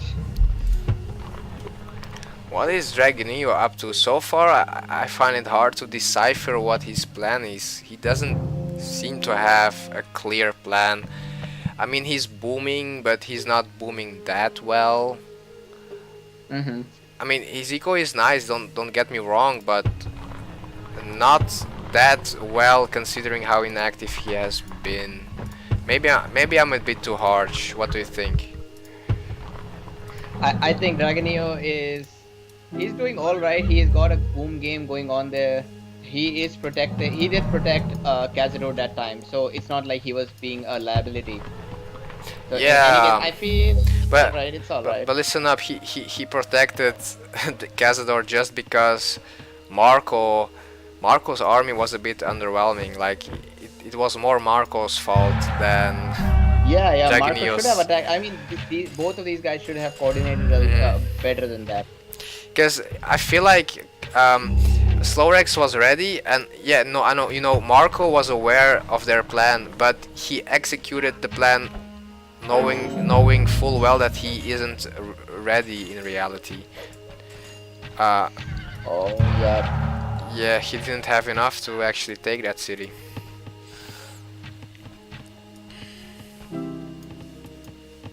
And do you see that raid by Slorex? Mm-hmm. This metal Yeah, mine. I feel Oh, it's. Yeah, he might be going into his own death trap because Cazador is an age ahead. He's got a better oh army. yeah, Even if you he are doesn't have a right. higher number of units, it's going to be And difficult to come out of that place. well, it's fine because I like that Slorex hasn't used his craft yet, which almost guarantees him, the bailout card. He can use forced march any moment he wishes. So, you Hmm. know, I think he will be able to get out of there. Wow, Yeah, look at probably he'll get back. only 33 gold income for Slorex. Oof, oof. I would say that at this moment in time, the rares are better for Lad because mainly because of that Pappy, dude. Yeah, Only that because of that Pappy, Pappy. the silver, Yeah, all of these rares are helping. and the silver will actually be, secured. There's gonna be a tower there, which is nice. Why isn't he using forced march? Just forced march away from this situation.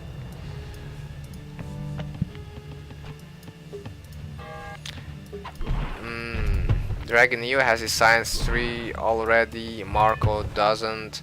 I feel like Dragon Neo is slightly ahead in terms of technology. So I think he will be the first one to age to gunpowder here on the upper side of the map. Let's look at the other matchup here.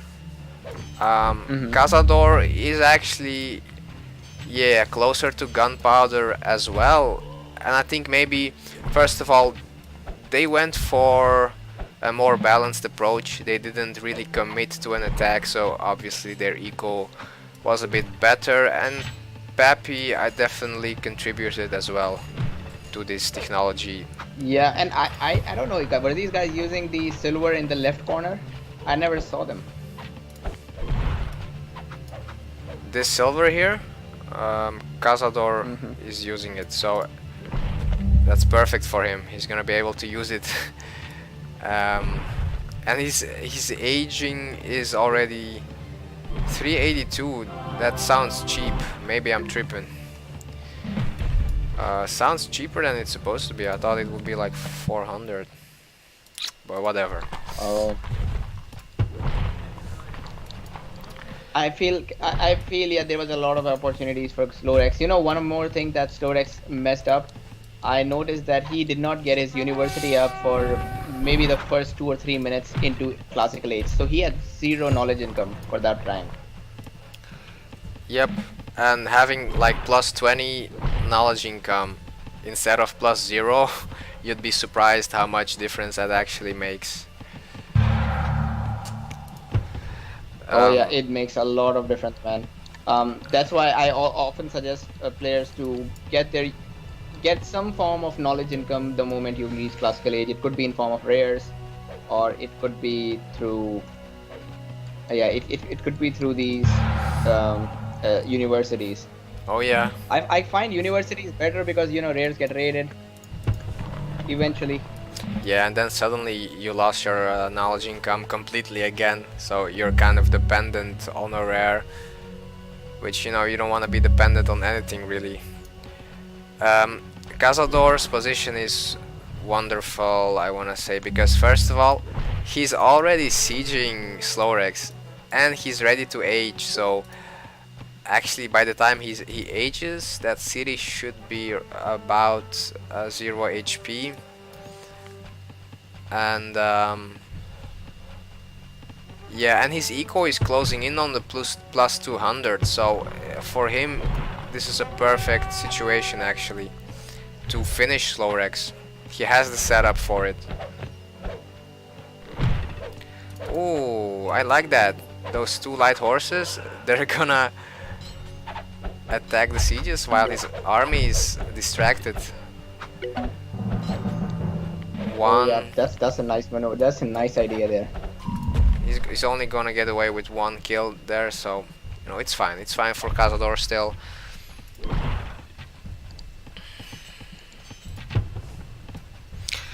What can we say about Dragon Neo versus Marco though?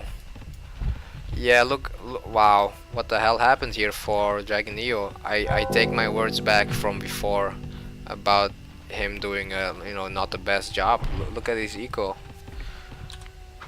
I don't even get how he boosted his eco like that so fast.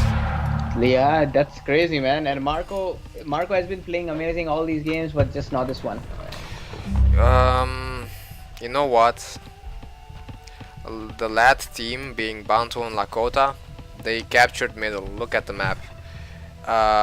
Look at how far their territory goes up until this point, and here is the edge of the map already.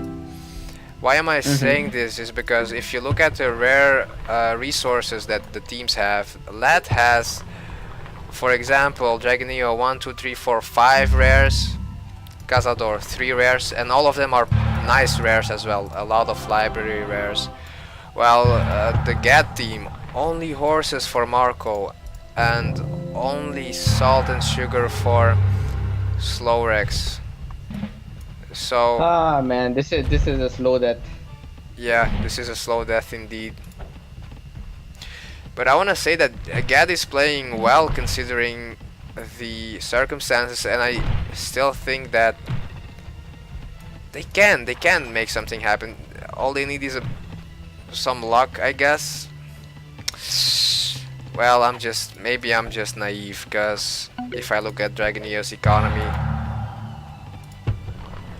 it's very sick. Ooh, it's sick, man. Yeah, 250, and Cazador is the next one with 200, and the GAT guys are both at 150. So Marco is actually about 100 commerce below Dragonio. There's no way. And Dragonio has established himself as a boomer in the whole tournament, I feel. Yep. It's true. And he's already on his way to Enlightenment Age, while, you know, the lad team are not even really thinking about the Enlightenment Age, let alone Slorex. He clicked up on Gunpowder Age just now, and Slorex is repairing his city. I think Cazador is perfectly fine with it, because he's fine with it.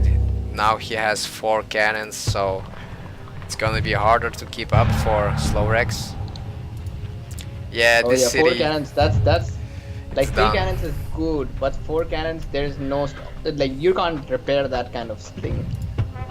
No, I think if you like use You would all need of the you would need villagers. like 20 villagers repairing that in order to keep up with the 4 cannons. I'm not sure what Slorex is doing. Okay, I understand. He knows that there's no point defending this city, because he wants to upgrade his units first. So I kind of understand it, but this is a fatal blow. This is fatal. Yeah, as There you is, see. and now Florex is just left with 2 cities and a bad economy. Not even a bad economy, a horrible economy. That's 100, just 100 for him. And as Boo pointed out, his city was never raided. I mean, his caravan route was never raided. That is also bad. And yeah, Boo is also right about that repairing. I mean, Cazador was totally fine with it because Slowrex was just spending his resources, and Cazador, I mean, he just decided to attack whenever he felt like it, you know. He was like, you know what, now I'm ready, so I'm gonna go now.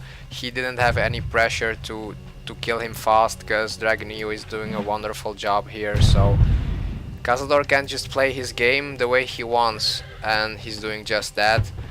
And the same for Oh yeah, Dragonio. definitely. Dragonio is just chilling, man. He doesn't really have an army. He just has enough units to keep Marco, you know, away from him. But all he's doing really is just booming up. Plus 250 everything, plus 300 knowledge.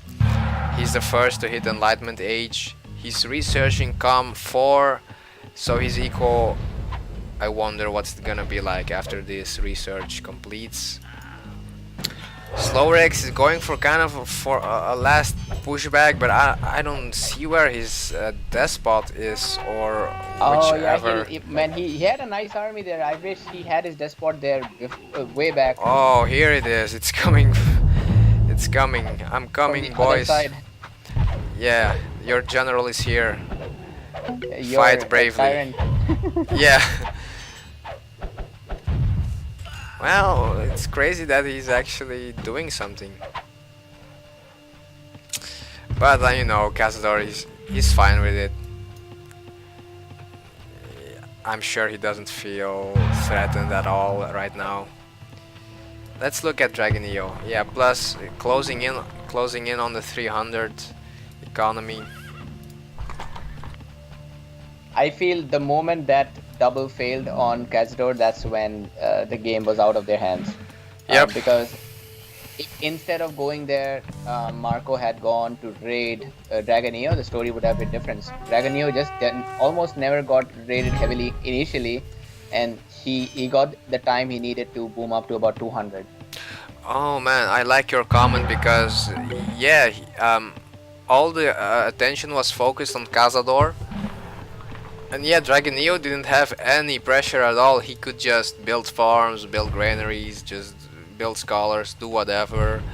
And what's funny is those 3 archers he had were enough to basically deflect that attack by Marco. So Yep, he had just the perfect unit, just the perfect yeah, units. because you know Dragonio didn't really need much to defend, while Marco, by losing that attack, he lost a lot, you know. So the exchange there was heavily in favor of Dragonio. Oh yep. Oh, what the hell? What's this? Was this a raiding party by Dragonio? I guess. What I think that was all the army that Dragonio had. Well, that's interesting. But Dragonio on the other side has got a 310 eco. Nothing to be worried about. Yeah, I don't see Marco. I mean, Marco has 2 sieges, but yeah, he is way behind. He has exactly half the eco. yeah, and even And worse, look his at gold. Cazador does not fuck around, man. It's It doesn't. five cannons. Who gets 5 cannons? I've never got 5 cannons. That's a true monarch. Yep, yeah, he is going to take that city down in no time. One comment about his army is, you know, more heavy knights would be nice, but that's just nitpicking it. Slowrex is calling GG, I see, so yeah. Gad recognizes that everything is lost, especially now Lattice Enlightenment Age. Yeah. Oh man, that was a pretty close game. In the first and second games were close. This game they were unlucky for sure. And Well, then they I don't really blame them for that move because I guess maybe they knew that, you know, their nations are inferior, and maybe that's why they tried to do something super aggressive and super fast. risky. Yeah. Hmm. But it didn't pay off in the end, but it was a nice sight to see. I loved how synchronized they were. but it wasn't strong enough. And actually, that scout, again, man, that one scout, because if Slorex got that um, plunder, Hmm. that plus 500, who knows what would have happened? Nobody knows. Oh But yeah, that they could have completely changed everything. yeah, but it Because Marco, seems you see, Marco was not losing. Like Marco w would have held for all this time. It was Florex who was losing. So yeah. if Florex got that plunder, then suddenly he would get a boost, and this team would be back in the game. And that would wake Dragonio up as well. Dragonio would be like, "Oh heck, I can't boom right now. I have to do something." So Yes, a lot changes, a lot of things change. But Dragonio, damn, yeah, it's a boomer indeed. Military. I think Dragonio played so well, man, in all these games. Cazador as well. Everybody played well, actually. that's right. Yeah, yeah. These guys had awesome performances. Yeah. Oh Okay. man. So that means our Lat one is in Super 16. These Yep. they are going to play with the best of the best now. But that does not mean Slorex is out. The Slorex team, Gad is out. Gad is still in the game. They need to lose the last game, the last matchup that's left against the winner of AZ PLA. Mhm. They'll be playing against their match, and the winner versus loser here will decide who's the next team, who's the second team, which will end up in Yeah. Super 16. Yeah. So um, Lat Team 1 is in the Super 16 for sure, and yeah, the second spot there, the remaining teams in Group 5, they will fight relentlessly for it, and we'll see that tomorrow, the Oh AZ4 yeah, versus PLA2 game, I guess. So that is right. yeah, guys, thanks a lot for watching. Thanks for the support, and yeah, I guess. Well, not I guess we will see you tomorrow. Have a nice day, Oh guys, yeah. and yeah. And guys, I'm just up for a single game. If anybody wants, I have hosted a game. You guys can come in. Oh, you know what? I'm gonna come as well. Fuck it. Yeah, let's quickly play one. Yeah, we'll see you guys. See ya. See ya.